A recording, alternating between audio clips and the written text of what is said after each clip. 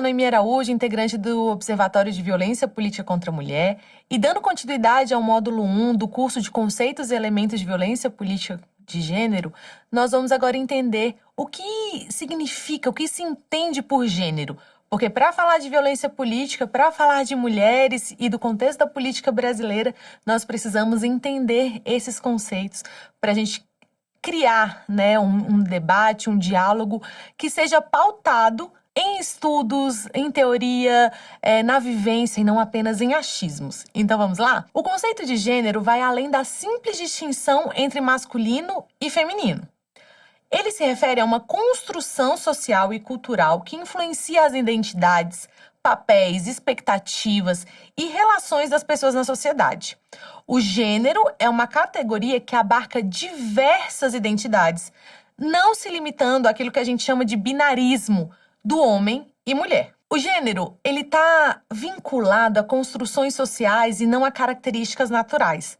Às vezes parece um pouquinho difícil de entender, mas a gente vai conseguir. Portanto, ele se refere a tudo aquilo que foi definido ao longo do tempo e que a nossa sociedade entende como papel, uma função ou um comportamento esperado de alguém, com base no seu sexo biológico. O estudo de gênero, ele envolve a análise de como as normas de gênero são construídas, mantidas e desafiadas pela sociedade.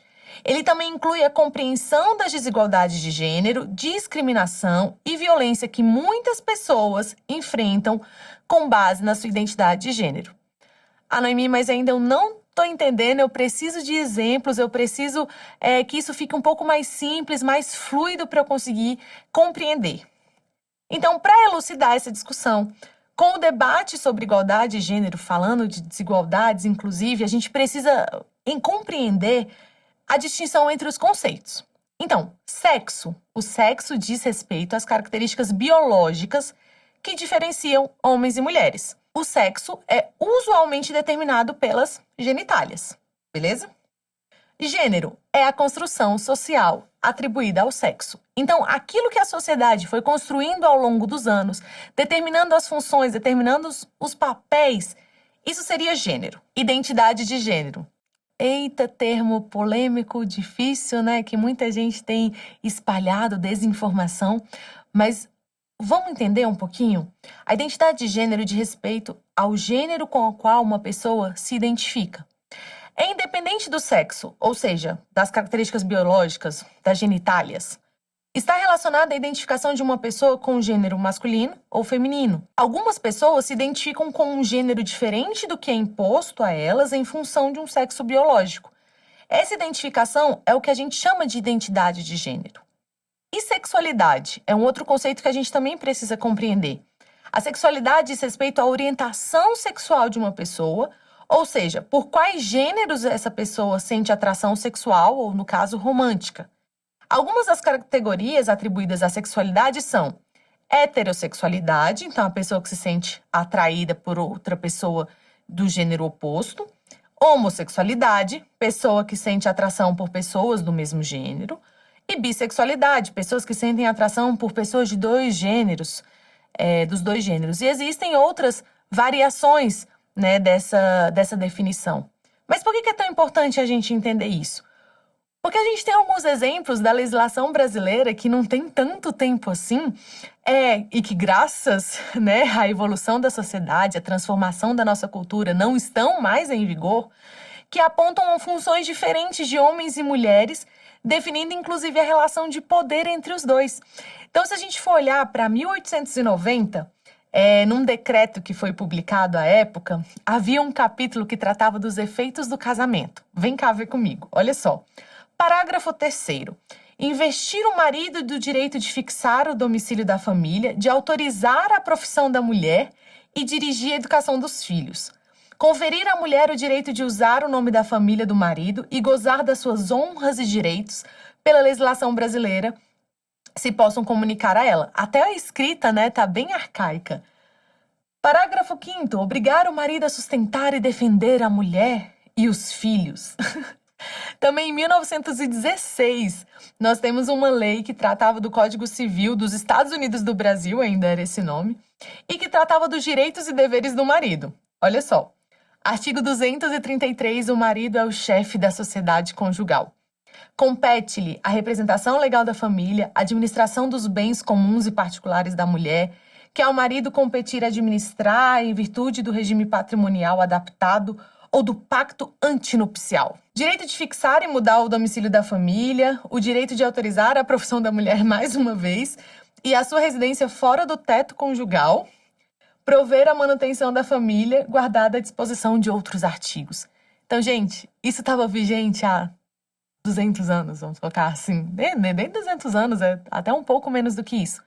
E isso definia papéis e funções dos homens e das mulheres. Isso definia o que cada gênero fazia, por conta das suas atribuições, né, físicas ali, das suas genitálias, né, da sua aparência.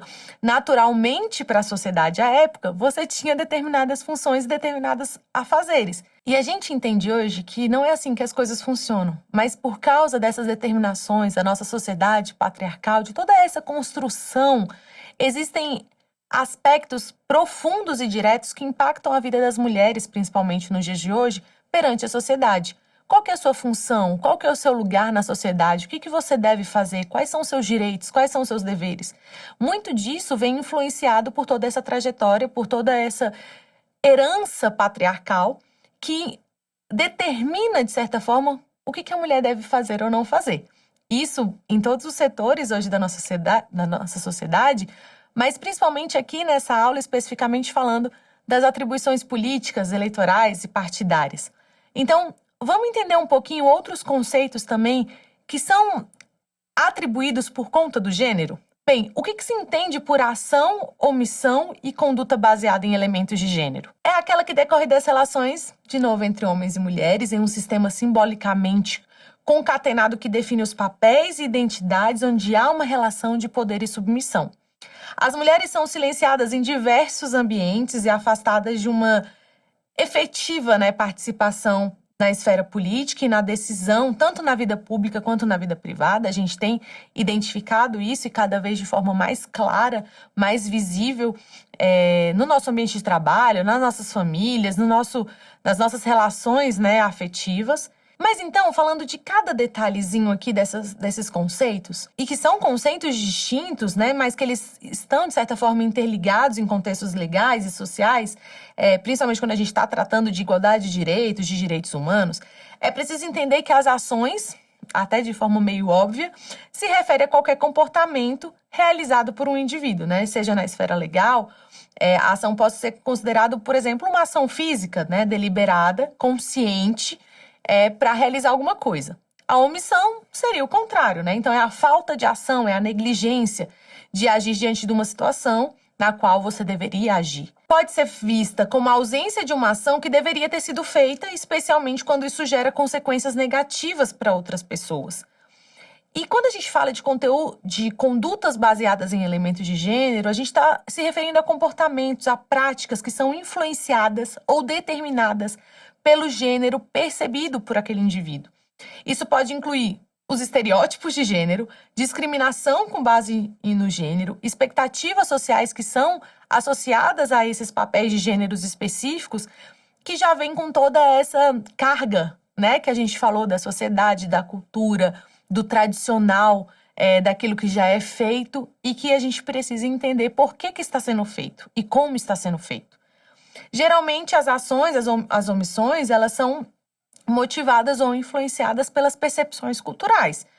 O que acontece aqui no Brasil, muitas das vezes acontece, por exemplo, na América Latina, de forma bem parecida, mas às vezes na Europa é diferente, na Ásia é diferente. Mas se tem uma coisa que a gente tem percebido que tem acontecido de forma comum, infelizmente, em todo o mundo, é essa discriminação, são essas omissões ou até mesmo ações, com essas condutas baseadas em elementos de gênero na nossa sociedade. Só que o problema é que isso pode, inclusive, afetar ou desenvolver ações que o que a gente tem tratado aqui, violências, violências que causam discriminação no trabalho, violência doméstica, desigualdade salarial e outras formas de tratamento diferenciado com base no gênero.